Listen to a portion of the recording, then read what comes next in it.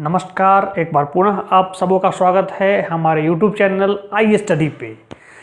आज हम लोग चर्चा करेंगे 65वीं बीपीएससी पे।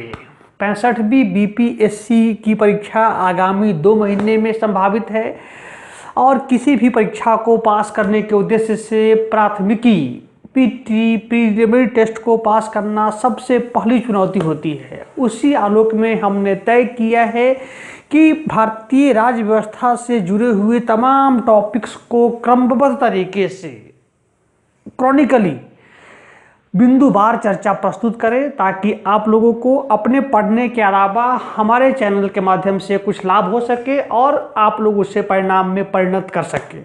उसी कड़ी में आज हम लोग प्रारंभ करने जा रहे हैं संविधान सभा एवं संविधान निर्माण प्रक्रिया। संविधान सभा से अभिप्राय है भारत की संविधान सभा और संविधान निर्माण प्रक्रिया से निहितार्थ है कि ज्ञात हो कि किसी भी देश को के संचालन में एक निश्चित संविधान की ज़रूरत पड़ती है, एक निश्चित संविधा की ज़रूरत पड़ती है, एक निश्चित कोडिफिकेशन की ज़रूरत पड़ती है। तो प्रश्न है कि संविधान है क्या? तो निश्चित नियमों का एक वैसा संग्रह जो किसी भी राष्ट्र राज्य के समुचित मार्गदर्शन के लिए पहली शर्त होती है। अर्थात जिस देश में संविधान, संविधानवाद और संवैधानिक मूल्य नहीं रहेगा वह राष्ट्र एक असफल राष्ट्र के रूप में गिनती किया जाता है और यह संविधान का ही चरित्र है, संविधान का ही सरोकार है जिसके बुनियाद पे हम लोगों ने रूल ऑफ लॉ, विधि का शासन को अंगीकार किया है, जिसका प्राथमिक दर्शन है, पहला वसूल है the high you are the law is always higher than you. आप कितने भी बड़े क्यों ना हो, संविधान आपसे हमेशा बड़ा होता है। क्यों? क्योंकि यह संविधान ही है जो आपको संवैधानिक पदों पे बैठाता है, संवैधानिक नियम कायदों के परिचालन संचालन के बारे में आपको सूचित करता है। जो भी अभ्यर्थी 65वीं बीपीएससी दे रहे हो वे लोग भी जब शासन संचालन का अंग बनेंगे, कार्यपालिका का अंग बनेंगे, विदित हो कि कार्यपालिका 2 प्रकार का होता है, परमानेंट एग्जीक्यूटिव और पॉलिटिकल एग्जीक्यूटिव। तो आप लोग प्रशासनिक सेवा के माध्यम से स्थायी कार्यपालिका के सदस्य होते हैं। ऐसे में संविधान न सिर्फ परीक्षा क्वालिफाई करने के लिए आवश्यक है अपितु परीक्षा के उपरांत देश दुनिया में एक व्यवस्थित तरीके से समायोजित सुनियोजित शासन प्रणाली के लिए संविधान की प्रबल भूमिका रही है। बहरहाल हम आते हैं अपने शीर्षक पे, संविधान सभा। ज्ञात हो कि भारतीय राष्ट्रीय कांग्रेस की स्थापना के बाद आंशिक रूप से ही सही लेकिन भारत अपनी आज़ादी के दिशा में एक कदम बढ़ा चुका था। उसी आलोक में समय समय पर विभिन्न सारे एक्ट पारित किए गए। 1909 का पार्लियामेंटो एक्ट हो, 1919 का मॉन्टेग्यू ऑक्सफोर्ड एक्ट हो या 1935 का भारत शासन अधिनियम हो। तो इन्हीं दौरान 1934 में सबसे पहली बार 1934 मानवेंद्र नाथ रॉय, इनके बारे में कहा जाता है कि आप रेडिकल ह्यूमनिज्म के प्रतिपादक थे। अर्थात एम.एन. राय वह पहले व्यक्ति थे जिन्होंने वर्ष 1934 में मांग की कि भारतवर्ष का अपना एक संविधान सभा होना चाहिए। स्वराज पार्टी का भी नाम लिया जाता है कि स्वराज पार्टी ने भी यह मांग की थी। लेकिन सबसे बड़ा निर्णायक कदम तब देखने को मिला जब वर्ष 1935 में भारतीय राष्ट्रीय कांग्रेस द्वारा मांग की गई कि भारतवर्ष की संचालन के लिए एक संविधान सभा हो।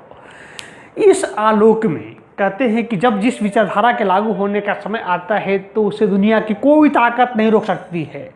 इस आलोक में वर्ष 1946 में गठित कैबिनेट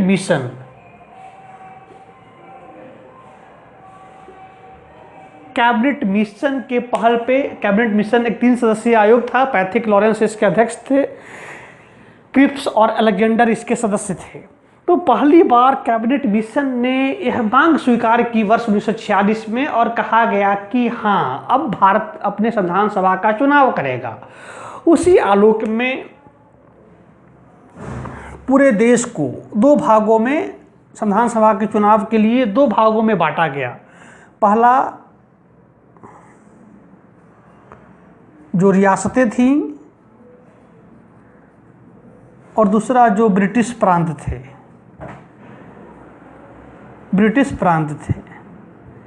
विदित हो कि संविधान सभा में कुल 389 सदस्य के नामित किए जाने की बात की गई थी। इनमें से 196 सदस्य ब्रिटिश भारत से लिए जाने थे, जबकि 93 सदस्य देसी रियासतों से लिए जाने थे। विदित हो कि इन ब्रिटिश प्रांत से लिए जाने वाले सदस्यों में से 293 सदस्य 11 राज्यों से लिए जाने वाले थे। 11 इनका नाम था गवर्नर स्टेट, जिनका शासन गवर्नर के अधीन था। 11 गवर्नर स्टेट से लिया जाना था, जबकि शेष 4 सदस्य जो थे 292, जबकि शेष 4 जो थे यह चीफ कमिश्नर मुख्य आयुक्त वाले राज्यों से लिए जाने थे।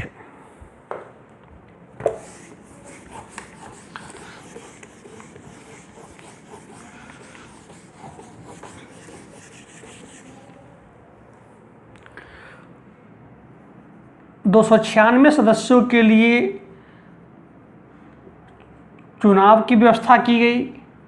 प्रत्येक एक सीट के लिए 10 लाख मतदाता,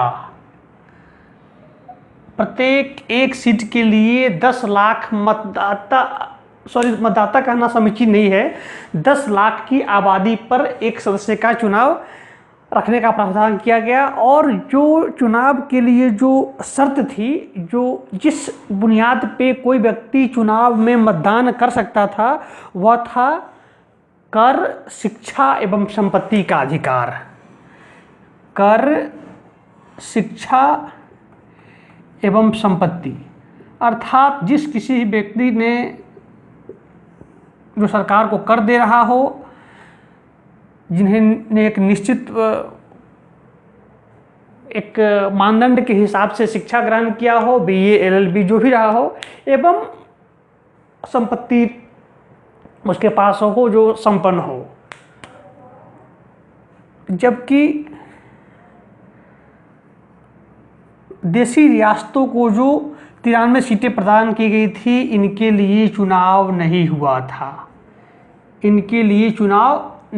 था। और यह जो हम बात कर रहे हैं, यह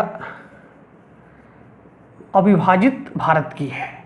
बहरहाल 296 सीटों के लिए संपन्न चुनाव में से भारतीय राष्ट्रीय कांग्रेस को कुल 208 स्थान प्राप्त हुआ। 208 सीट भारतीय राष्ट्रीय कांग्रेस को प्राप्त हुआ।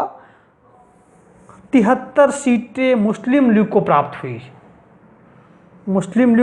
हुई, जबकि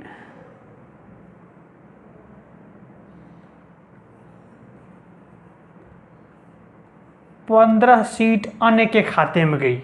इस प्रकार कुल 296 सीटों का चुनाव संपन्न हुआ, जबकि जो देसी रियासत थे उन्हें 93 सीट अलॉट किया गया।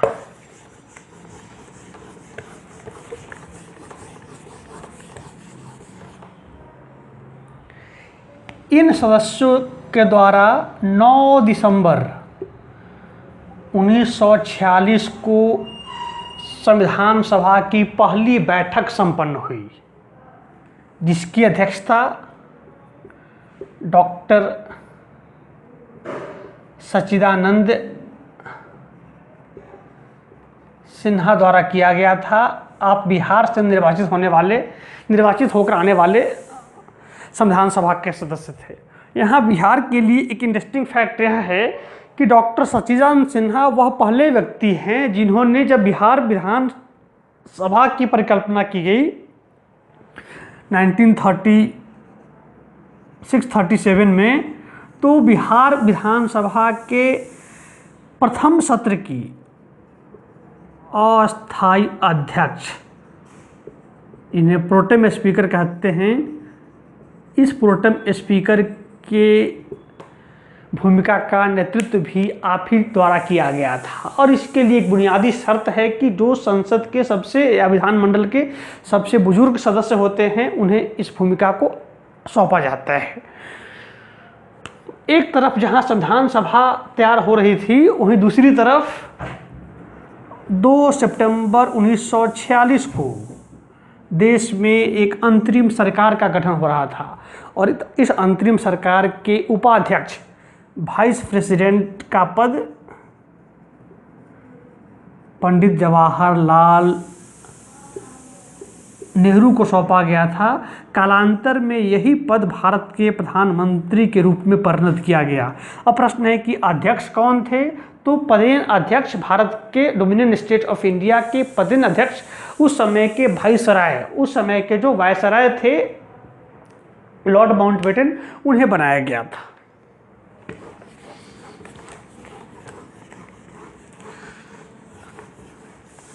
यह स्पष्ट हो गया कि भारत की संविधान सभा में बनने की प्रक्रिया क्या थी, कौन कौन लोग थे, किस तरीके से चयनित होकर आए थे। अब जब 9 दिसंबर 1946 को संविधान सभा की पहली बैठक हुई तो सच्चिदानंद सिन्हा प्रोटेम स्पीकर चुने गए और प्रोटेम स्पीकर का एकमात्र काम होता है वह बाकी अन्य सदस्यों को शपथ दिलाता है, जबकि प्रोटेम स्पीकर को शपथ दिलाने का काम वर्तमान में राष्ट्रपति करता है, उस समय गवर्नर जनरल द्वारा किया जाता था।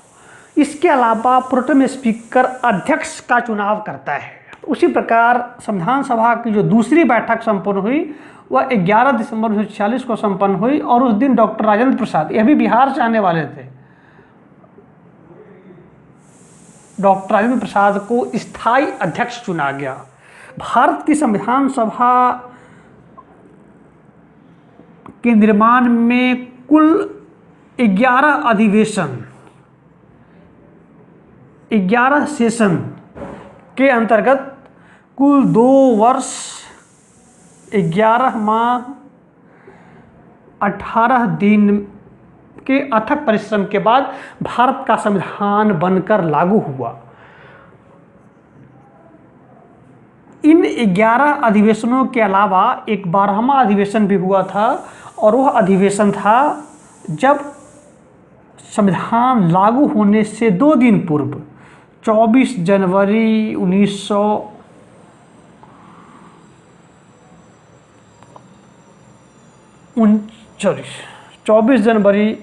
1950 को संविधान सभा के सारे सदस्य इकट्ठा होते हैं और संविधान पर हस्ताक्षर किया जाता है। इसके 2 दिन के बाद 26 जनवरी 1950 को हमारा संविधान पूर्ण रूप से लागू हो जाता है। विदित हो कि इस 11वीं सेशन के अंतिम बैठक के दिन 26 नवंबर 1949 को संविधान सभा को भारतवर्ष के लोगों द्वारा आत्मार्पित अंगीकृत कर दिया जाता है। अर्थात जबकि संविधान के कुल 395 अनुच्छेदों में से 15 अनुच्छेद को इस दिन लागू भी कर दिया जाता है।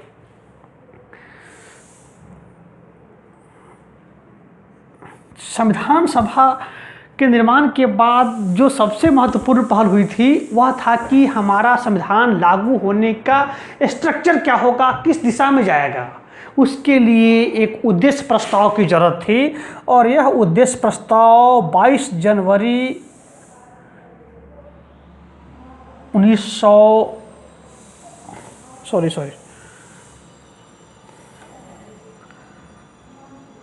13 दिसंबर 1946 को प्रधानमंत्री या उपाध्यक्ष नेहरू द्वारा सदन के पटल पर रखा गया, जो कि 22 जनवरी 1947 को लगभग 40 दिनों की चर्चा के उपरांत स्वीकार कर ली गई। अर्थात वह उद्देश्य प्रस्ताव जो था वह आने वाले भारत के की जो परिकल्पना थी, अंतिम व्यक्ति का जो भला करने था, गंगा जमुनी तहजीब की जो रक्षा करनी थी, उसका एक दृष्टांत नेहरू द्वारा प्रस्तुत उद्देश्य प्रस्ताव में देखने को मिलता है। कालांतर में यही उद्देश्य प्रस्ताव भारत की संविधान के बुनियाद रखने का काम करता है।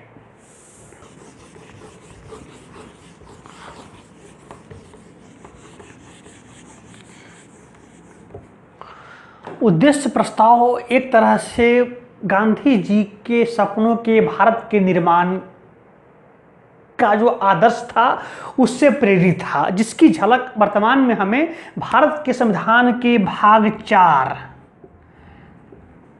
जिसका जिक्र हम लोग बाद में करेंगे, डीपीएसपी राज्य नीति के निर्देशक तत्वों में देखा जा सकता है। बहरहाल संविधान सभा के निर्माण में उसके सदस्यों के अलावा जिस व्यक्ति का योगदान सबसे महत्वपूर्ण था वह थे बी.एन. राव, बेनेगल नरसिंह रामाराव। आपने लगभग 150 देशों के संविधान का अध्ययन किया, बहुत सारे देशों का दौरा किया। उसके उपरांत इस निष्कर्ष पे पहुंचे कि भारत के संविधान में किन देशों की अच्छाइयों को लिया जाना चाहिए, क्या हमारे लिए उपयुक्त है, क्योंकि भारत जो है वह अपने आप में एक स्यू जेनेरिस देश है, अर्थात इतनी बड़ी आबादी, इतना बड़ा क्षेत्रफल, इतनी विविधताओं को एक साथ समायोजित करने के लिए जिस किसी भी आदर्श संविधान की जरूरत हो सकती है, उसके दिशा में सर बी.एन. राव की भूमिका का, उनका योगदान बहुत ज़्यादा महत्वपूर्ण था। इसके अलावा भारत का संविधान सभा में महिला सदस्यों की भी बहुत ही निर्णायक भूमिका रही है। 15 महिलाएं भारत की संविधान सभा की सदस्य रही हैं, जिनमें से प्रमुख हैं विजय लक्ष्मी पंडित, हंसा मेहता, राजकुमारी अमृत कौर,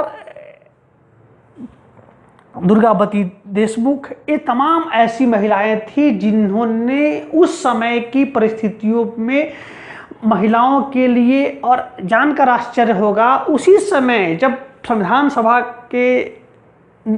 सभा के दौरान ही जब बहस चली कि भविष्य में नीति निर्माण में महिलाओं को अलग रिप्रेजेंटेटिव दिया जाए, इन महिलाओं ने मुखालफत किया, उस निर्णय का विरोध किया कि ऐसा सोचा भी नहीं जाना चाहिए कि महिलाएं कोई समाज में अलग एंटिटी हैं। उन्हें अपना अधिकार किसी के शर्त पे या किसी के एहसान पे लेने में कोताही थी।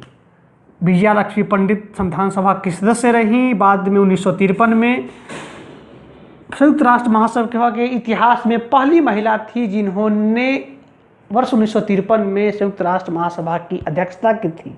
हंसा मेहता ने 10 दिसंबर 1948 को फ्रांस की राजधानी पेरिस में संपन्न Universal Declaration of Human Rights, सार्वभौम मानव अधिकारों की सार्वभौम घोषणा पत्र में भारत के तरफ से हिस्सेदारी करने वाली महिला थी, जबकि राजकुमारी अमृत कौर स्वतंत्र भारत के इतिहास की पहली महिला कैबिनेट मंत्री थी। आप स्वास्थ्य मंत्री बनाई गई थी। बहरहाल 2 सितंबर 1946 को अंतरिम सरकार के गठन के समय मुस्लिम लीग ने स्वयं को इस सरकार से दूर रखा था।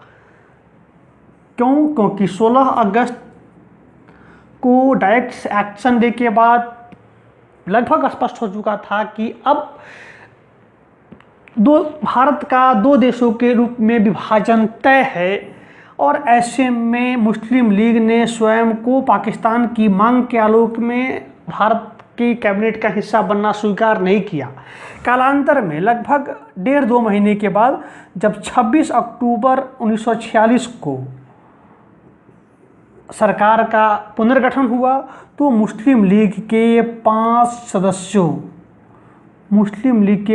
सदस्यों को शामिल किया गया, और सबसे महत्वपूर्ण इसमें थे वित्त मंत्री बनाए गए चौधरी लियाकत अली खां, जो कि 14 अगस्त 1947 को पाकिस्तान के निर्माण के बाद पाकिस्तान के प्रथम प्रधानमंत्री बने।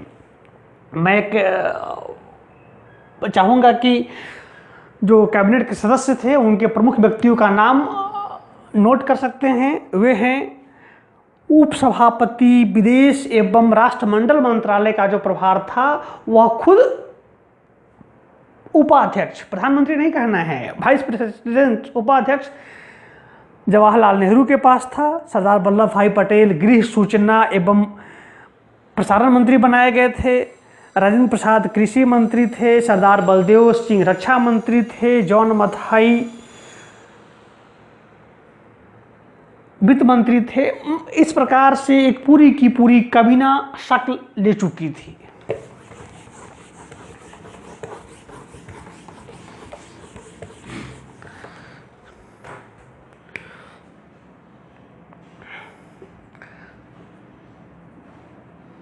अब प्रश्न है कि 15 अगस्त 1947 को जब भारत आज़ाद हुआ उस समय 2 सितंबर 1946 को गठित अंतरिम सरकार की क्या भूमिका थी? तो यह अंतरिम सरकार निरस्त होकर एक फुल फ्लेज सरकार के रूप में परिणत हो चुकी थी और प्रधानमंत्री के रूप में पंडित जवाहरलाल नेहरू को शपथ दिलाया गया। अर्थात अंतरिम प्रधानमंत्री के रूप में प्रधानमंत्री नेहरू ने लगभग 11 महीनों तक का कार्य किया था। संविधान सभा द्वारा जो संविधान अंतिम रूप से बनकर तैयार हुई उसमें 22 भाग,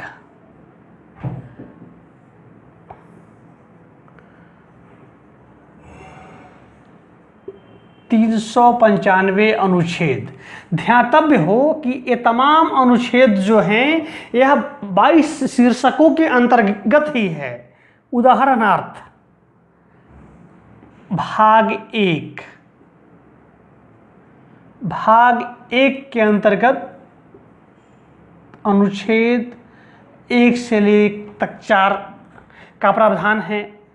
भाग 2 के अंतर्गत अनुच्छेद 5 से लेकर 11 का प्रावधान है जो कि नागरिकता से जुड़ा हुआ सरोकार है।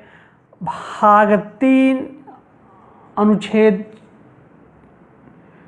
12 से लेकर 35 तक है। भाग 4 अनुच्छेद 36 से लेकर 51 तक है। इन तमाम भाग अनुच्छेद का हम लोग आगे चर्चा करेंगे, लेकिन सबसे महत्वपूर्ण बात यह है कि भाग जो है वह कोई अलग एंटिटी नहीं है, वह भाग एक शीर्षक है जिसके मातहत अनुच्छेद शामिल किए गए हैं।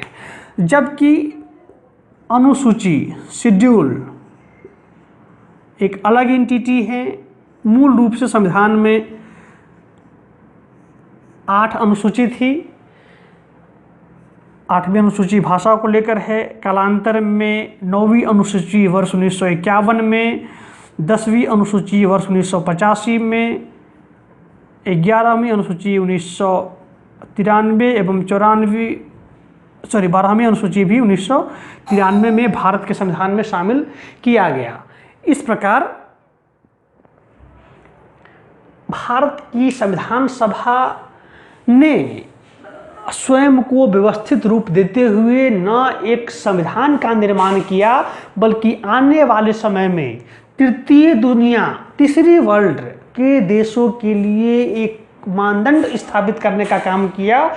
और यह एक अभिलेख की तरह माना जा सकता है कि 9 स्वतंत्र देश भारत ने अपने आज़ादी के बाद एक नए देश ने सतर्कतापूर्वक, गंभीरतापूर्वक, साधिकार संविधान के बैनर तले पूरी तरह से विधि के शासन को अंगीकार किया है।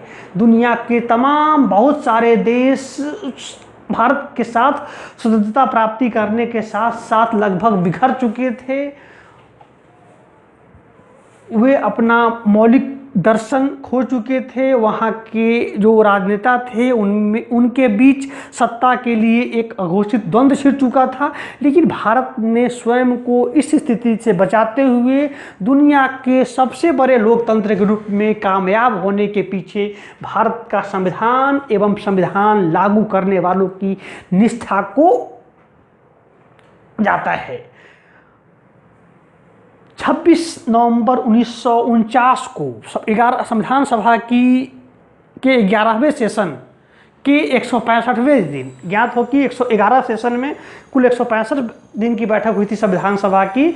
और ये जो संविधान सभा की बैठक हुआ करती थी यह संसद के केंद्रीय कक्ष में हुआ करती थी, एक तरफ लोकसभा दूसरी तरफ राज्यसभा, जबकि बीच में जो सेंट्रल हॉल है उसी में संविधान सभा की आयातों पर चर्चा हुआ करती थी।